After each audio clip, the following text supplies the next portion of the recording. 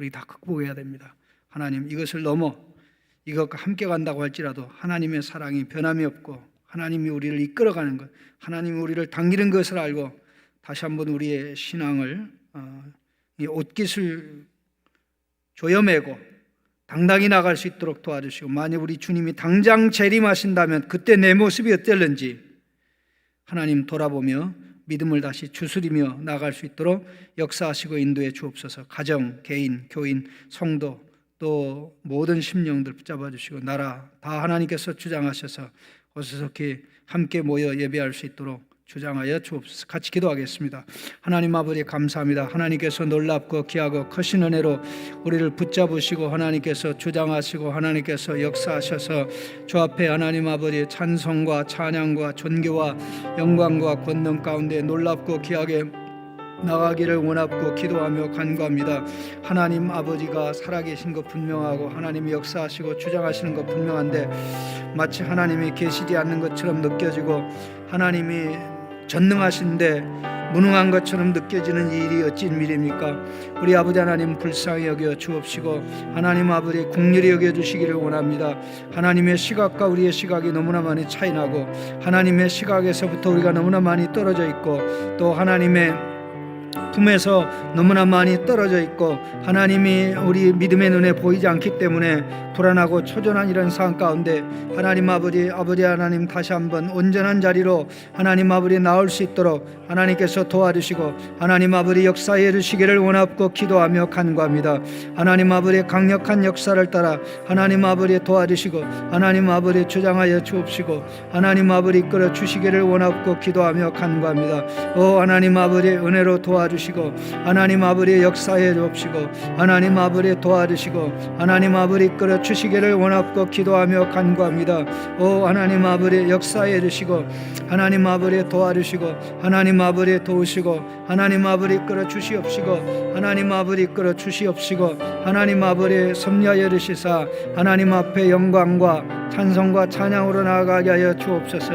우리 주님이 당장 오시면 아버지 영광 중에 오시면 그때 우리의 모습이 어쩔는지 정말 내가 우리 하나님 편에 서서 하나님의 아들로 살아가기를 잘했다 그래 하나님 아버지 인정받을 수 있는지 아니면 아버지 하나님이여 그렇지 못한 자가 될지 하나님 아버지 돌아볼 수 있도록 도와주셔서 이러한 때 아버지 믿음이 구별되며 이럴 때 인정을 받으며 이럴 때 아버지 존귀케 여겨지는 역사가 있는 줄 믿사오니 하나님 아버지 귀한 역사와 놀랍고 귀하고 아름답게 나아가도록 도와주시고 하나님께서 도와주시고 하나님께서 역사해 주옵시고 하나님 아버지 도와주시고 하나님 인도해 주옵소서. 하나님 아버지 이끌어 주옵소서. 큰 은혜로 인도해 주심으로 말미암아 힘을 얻도록 역사하시고 도와주시옵소서.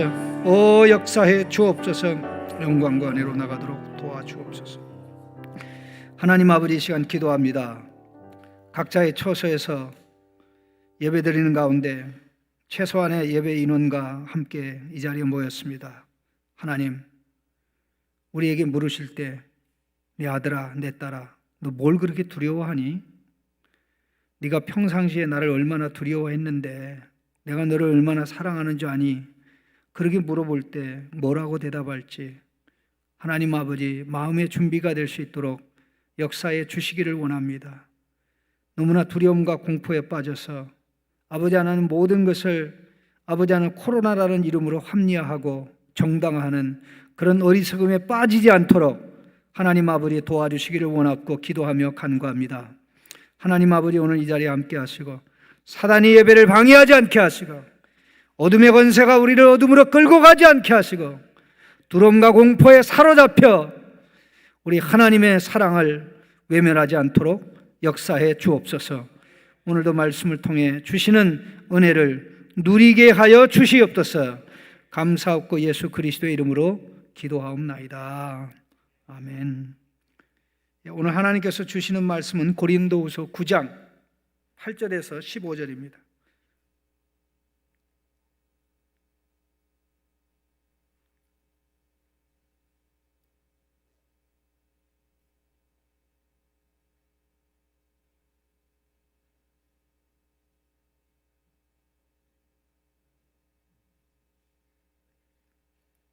고린도후서 9장 8절에서 15절입니다. 합독하시겠습니다.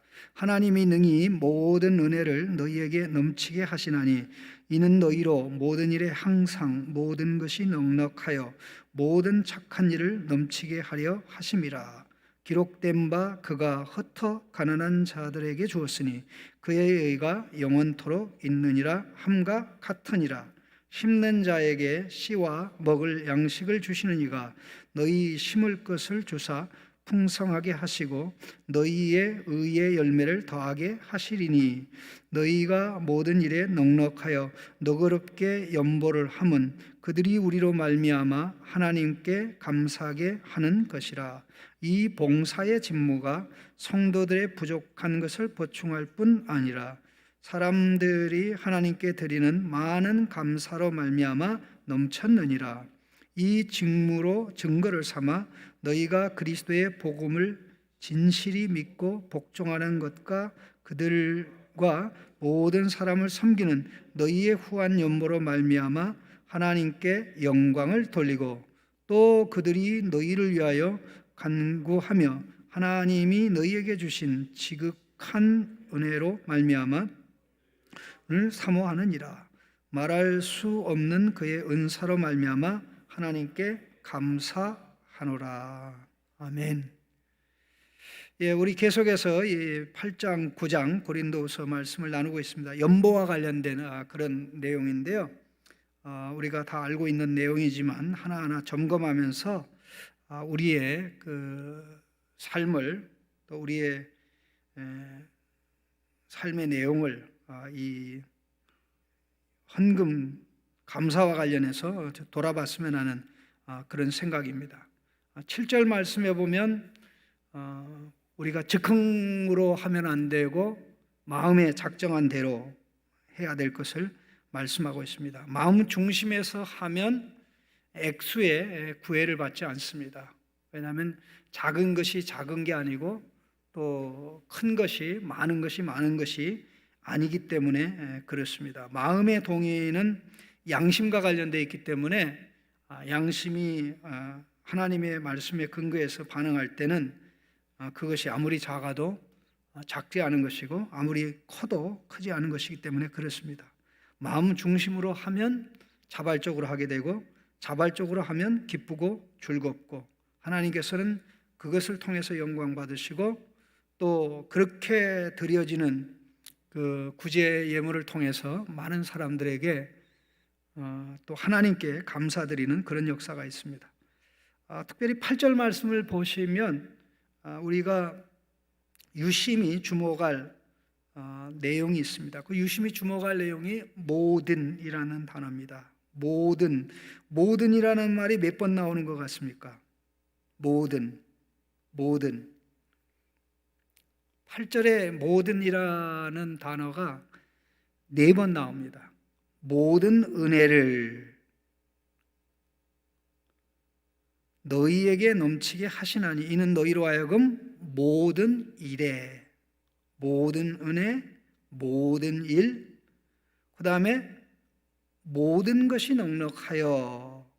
여기 모든 것이 넉넉하여라는 말씀은 모든 자족함, 모든 만족, 완전한 만족이란 뜻입니다. 그리고 한 번 더 나오는데 모든 착한 일, 선한 일, 모든 이 모든 것이 하나님의 모든 은혜로 출발해서 이렇게 진행이 되는 것입니다. 이 가운데 우리가 오해를 많이 할 수 있는 부분이 너희가 모든 일에 항상 모든 것이 만족하여 모든 일에 모든 만족, 여기서 만족이라는 것은 넉넉하여, 모든 것이 넉넉하여, 이 넉넉하다는 게 무슨 뜻입니까? 모자라지 않는다라는 거죠. 모자라지 않는다는 겁니다.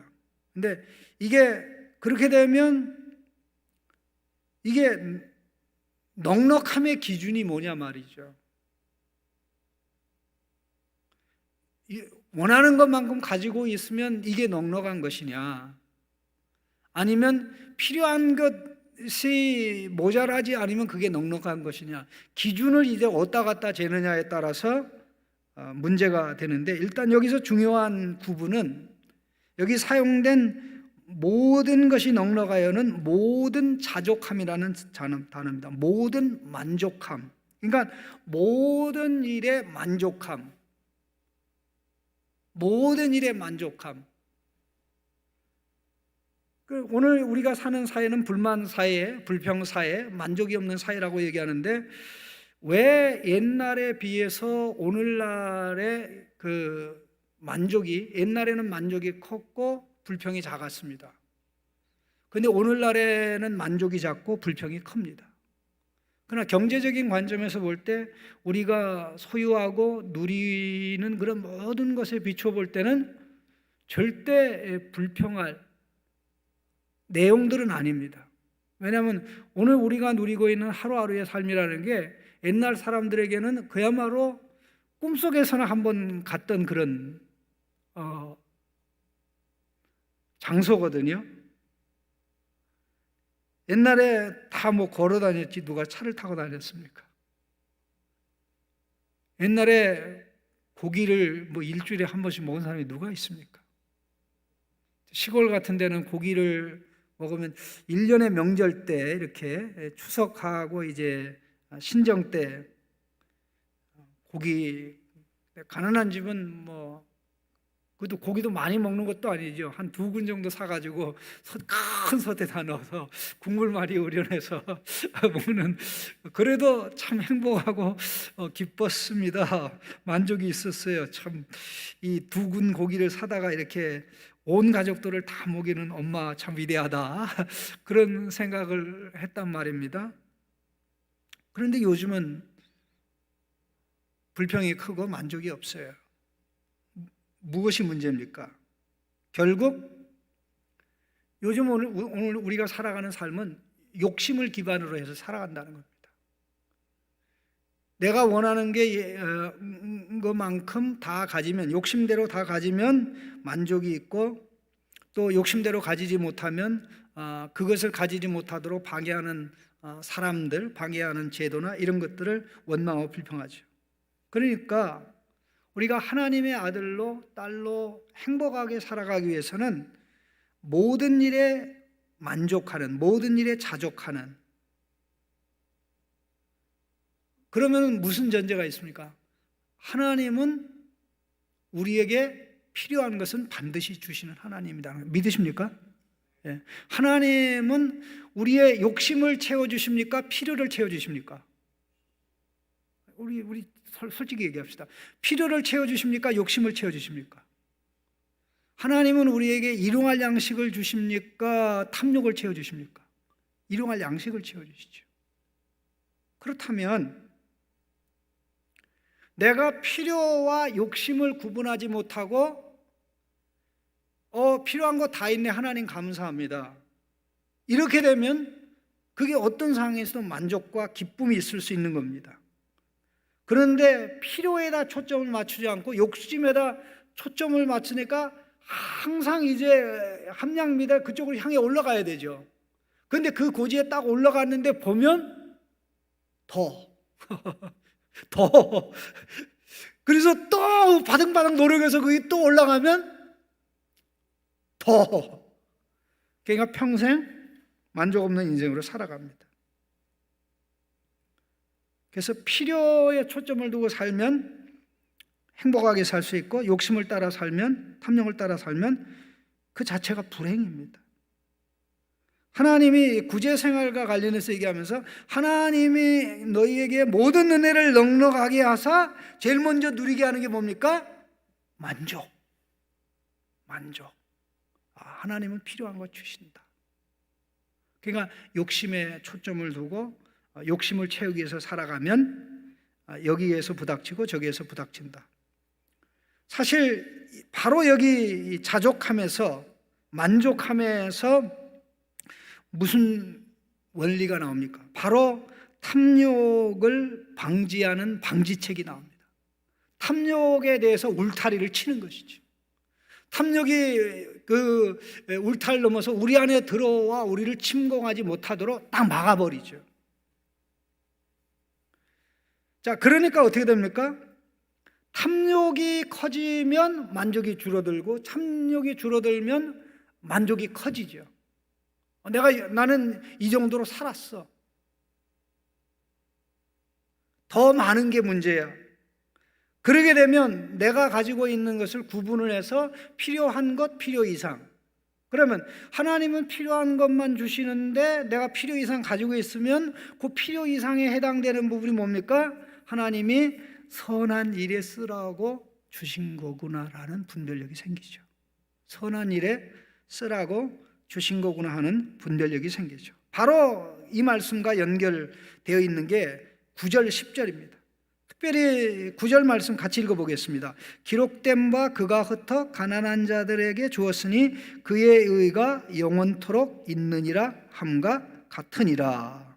자, 이 기록된 바 그가 흩어 가난한 자들에게 주었으니, 특별히 이게 사용한 단어는 흩은다라는 단어는 이 씨를 뿌릴 때 씨를 뿌리는 행위입니다.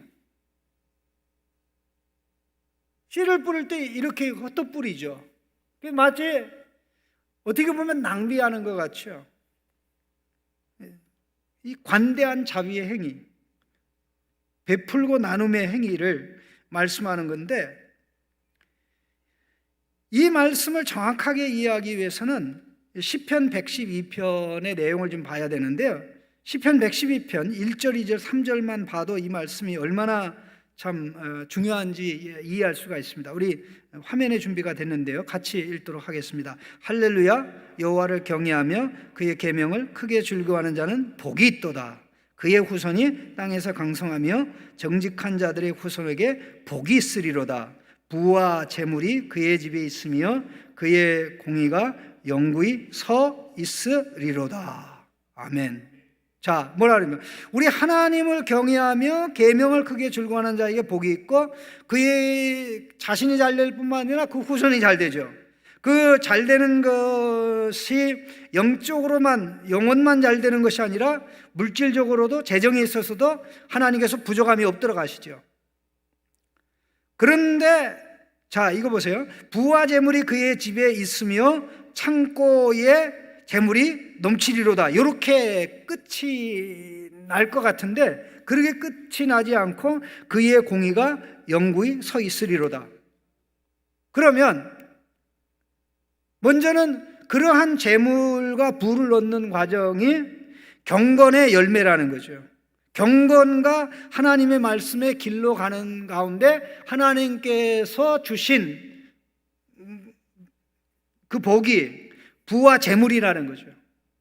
그러니까는 그렇게 경건의 삶을 살면서 부와 재물을 얻었으니까 그가 얻은 부와 재물이 부정한 게 아니라 공의를 보여준단 말이죠. 세상에는 하도 불의의 방법을 통해서 부를 확보한 사람들이 많기 때문에 경건한 부자가 사실 존경받지 못하는 도매급 취급받는 일들이 발생합니다. 그러나 성경은 이 부분에 있어서 우리 명확하게 말씀하기 때문에 하나님의 아들, 딸들이 경건의 길을 가면서 말씀대로 살면서 정말 부와 재물을 누리도록, 자기 때만이 아니라 후손 때에 가도 그렇게 누리도록 하나님이 역사하신다는 거죠. 그러니까 우리가 다음 세대들을 축복하고 잘 되기를 원한다면 경건의 길을 가서 바르게 살아서 정말 이 하나님의 복을 받는 것을 우리가 직접 누리고 젊은 세대들에게 보여줘야 돼요.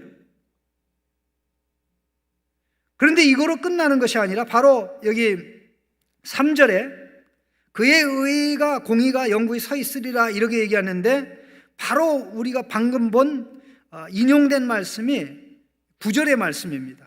그가 재물을 흩어 빈궁한 자들에게 주었으니 그의 의가 영구히 있고 그의 뿔이 영광 중에 들리리로다. 자, 재물을 얻는 과정에 경건의 길에서 재물을 얻어서 의가 있다고 하면 그것을 사용하는 과정에 의가 있는 것은 그 재물을 나의 전부로 보는 것이 아니라 하나님께서 나와 내 자손에게 필요한 것만이 아니라 필요 이상을 주셨기 때문에 그 필요 이상 주신 부분은 하나님이 우리에게 은혜를 베푸서 누리게 하듯이 우리의 손이 하나님의 손이 되고 우리의 나눔이 하나님의 나눔이 되도록 하신다는 거죠. 자, 이 원리를 좀 더 구체적으로 말씀한 것이 바로 다음 구절입니다. 우리 10절 말씀 한번 읽어보겠습니다. 심는 자에게 씨와 먹을 양식을 주시는 이가 너희 심을 것을 주사 풍성하게 하시고 너희 의의 열매를 더하게 하시리니. 자, 이 말씀 굉장히 중요합니다.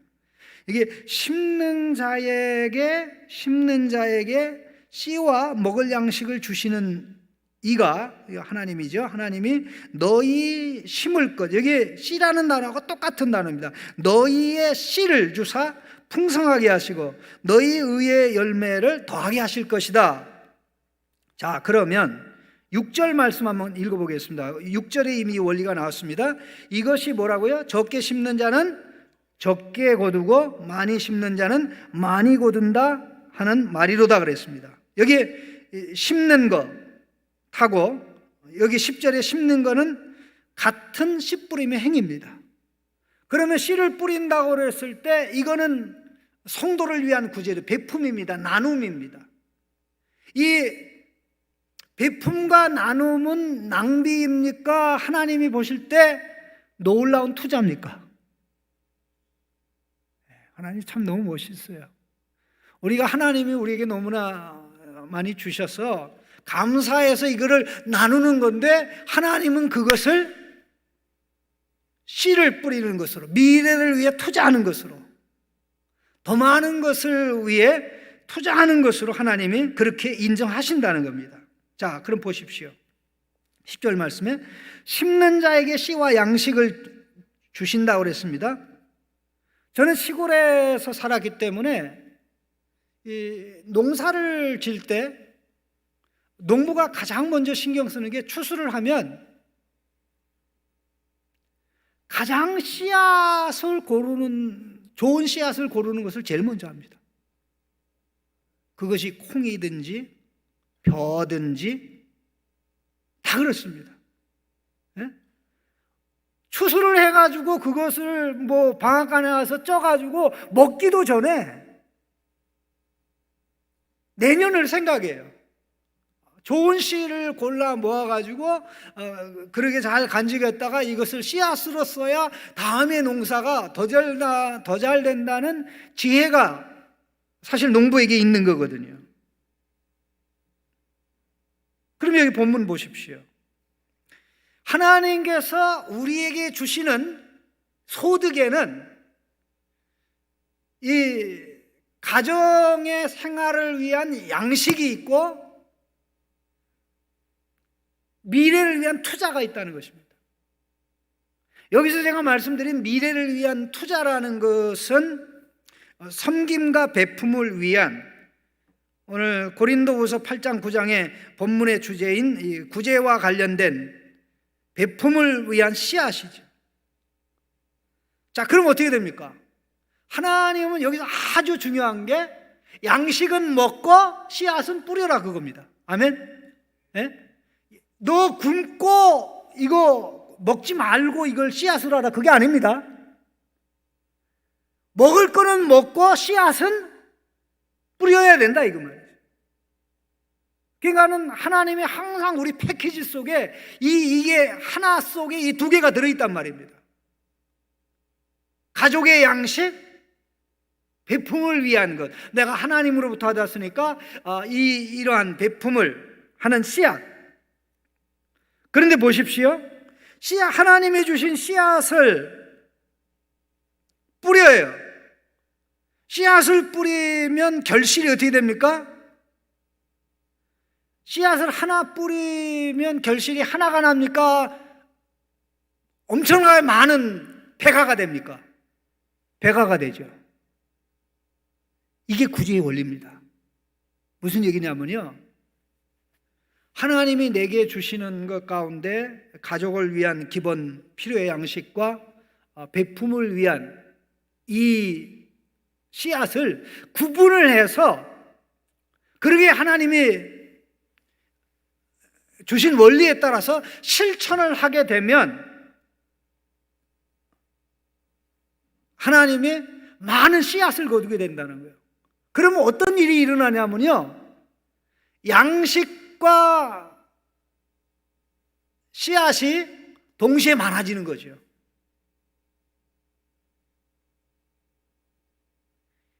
참 이런 재미나고 놀라운 일이 어디 있습니까? 이런 참 놀라운 원리가 어디 있습니까? 하나님 그냥 복을 받으려고 한 게 아니라 복을 받아서 한 건데, 하나님이 내게 이렇게 주셔서 기분이 좋아가지고 쏜 건데, 솔직히 말해서 하나님은 이 지혜롭게 이 아들이, 이 딸이 이걸 사용하네. 그러게 하시고 계속 그 열매가, 자, 의의 열매가 거둬지기, 그래서 이 공의가, 의가 영원토록 베풀어 나누는 자에게 넘쳐 있는 것이죠. 자, 이 말씀을 보면서 또 하나 우리가 주목을 해야 될, 이 관련된 말씀 우리가 주목해 보면 이사야 55장 10절 11절입니다. 우리 화면에 좀 뜰 겁니다. 이사야 55장 10절에서 11절 같이 보겠습니다. 이는 비와 눈이 하늘로부터 내려서 그리로 돌아가지 아니하고 땅을 적셔서 소출이 나게 하며 싹이 나게 하며 파종하는 자에게는 종자를 주며 먹는 자에게는 양식을 줌과 같이 내 입에서 나가는 말도 이와 같이 헛되이 내게로 돌아오지 아니하고 나의 기뻐하는 뜻을 이루며 내가 보낸 일에 형통함이니라. 자, 이 말씀 가운데 파종하는 자에게 종자를 주며 먹는 자에게 양식을 줌과 같이 그랬습니다. 파종하는 자와 먹는 자는 동일한 인물입니다. 그러니까 하나님이 주시면은 반드시 일용할 양식과 플러스 알파 사랑을 실천하기 위한 씨앗이 있다는 것입니다. 이게 양식이 물 많이 얻는 자에게는 그만큼 퍼센티지가 더 많겠죠. 농사를 많이 지면. 그러니까 농사가 적으면 그만큼 프로테지가 적겠죠. 그러니까 무슨 얘기냐면 아무리 먹을 게 많고 작든 먹을 것이 있는 자에게는 하나님이 뿌릴 것을 반드시 기본적으로 준다, 그런 얘기입니다. 그러니까 먹고 살면서 우리가 신앙적으로 근본적으로 이해해야 될 게 뭐냐면요, 나는 헌금할 돈이 없다, 그 거짓말입니다. 헌금할 돈이 없다라는 말이 가능하려면 나는 굶고 있다, 그 말을 해야 돼요. 그러면 왜 헌금할 돈이 없다 그러냐? 탐욕 때문에 그래요. 탐욕을 따라 살기 때문에 그래요. 탐욕을 따라 사니까 만족과 기쁨이 없죠. 이것이 우리의 신앙에 있어서 가장 근본적인 경제적 원리입니다. 이 근본 원리를 가지고 실천하면 욕심을 통제하면서 살기 때문에 행복합니다. 탐욕이 우리를 지배하지 못하기 때문에 행복합니다. 어떤 상황에서도 만족할 수 있어요.